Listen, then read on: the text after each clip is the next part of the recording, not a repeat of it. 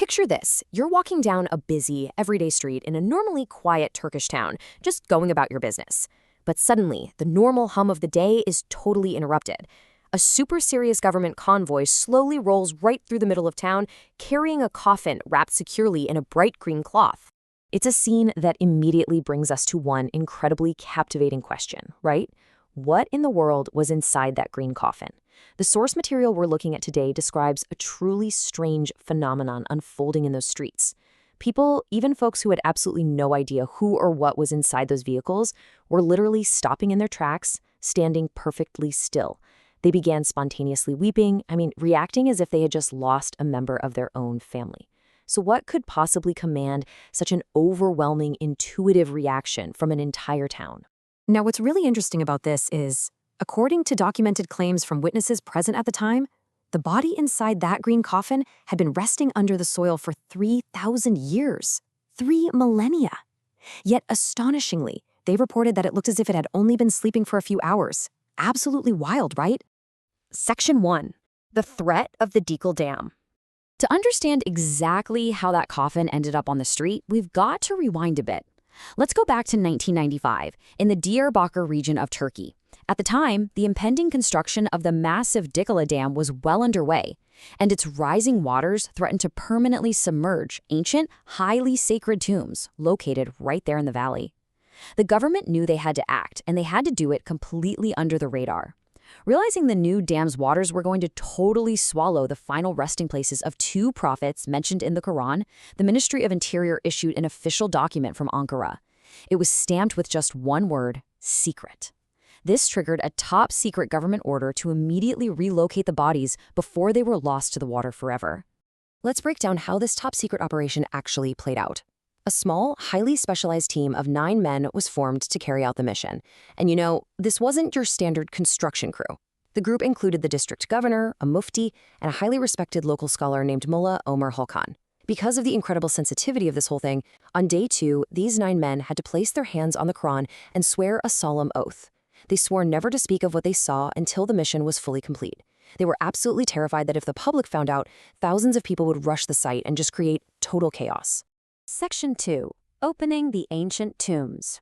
Okay, so when the team finally arrived at the gravesite to open the ancient tombs, the source material notes that the air was incredibly heavy.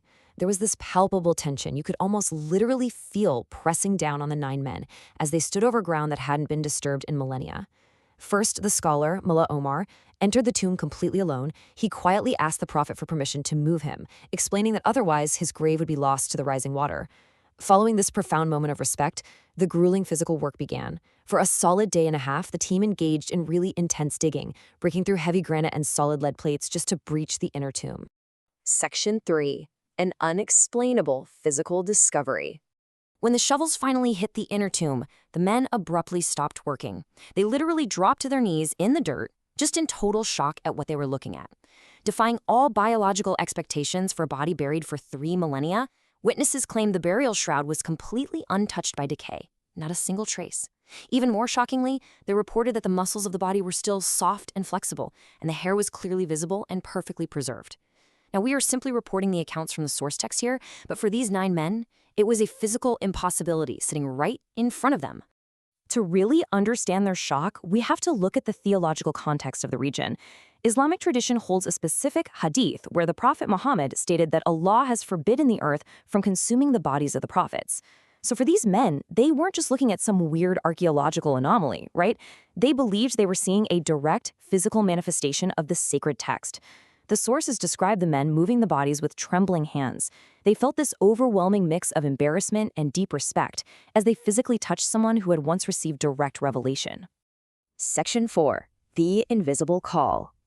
The journey then took the team through the town of Egil to relocate the coffins up to the high hill of Nebi Harun. And remember, this entire operation was completely top secret.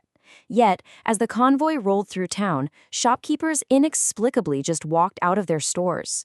Strangers began to weep spontaneously in the streets.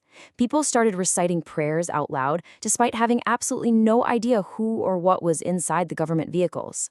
The sources describe this as an invisible signal reaching out to the hearts of the people, who somehow intuitively felt that something profoundly sacred was passing right by them. Section 5. The Prophets Elyesa and Zulkifl. So you might be wondering, who exactly were the figures inside these coffins commanding such intense reverence? Well, we're talking about the prophets Elyesa and Zulkifl. According to the texts, Prophet Elyesa was a man who spent his entire life in the shadow of his great teacher, Prophet Elyesa, ultimately inheriting his prayer mat as a really profound sign of leadership and succession. Then we have Prophet Zulkifl, who was renowned for a legendary, frankly unbreakable level of patience. The lore states he made a strict vow to pray all night, fast all day, and crucially, never get angry while judging his people. The sources even note that he resisted being provoked for days by the devil in disguise, proving his patience was absolutely unshakable. Section 6. Sacred Mysteries and Enduring Faith.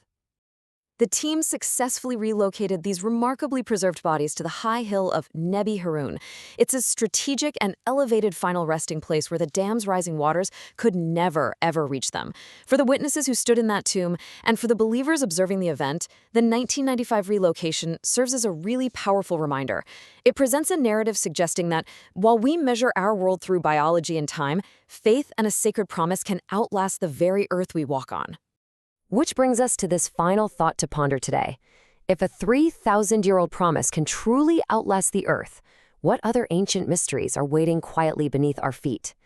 Thank you so much for exploring this fascinating material with us today. Keep seeking out structured knowledge, and we'll catch you in the next explainer.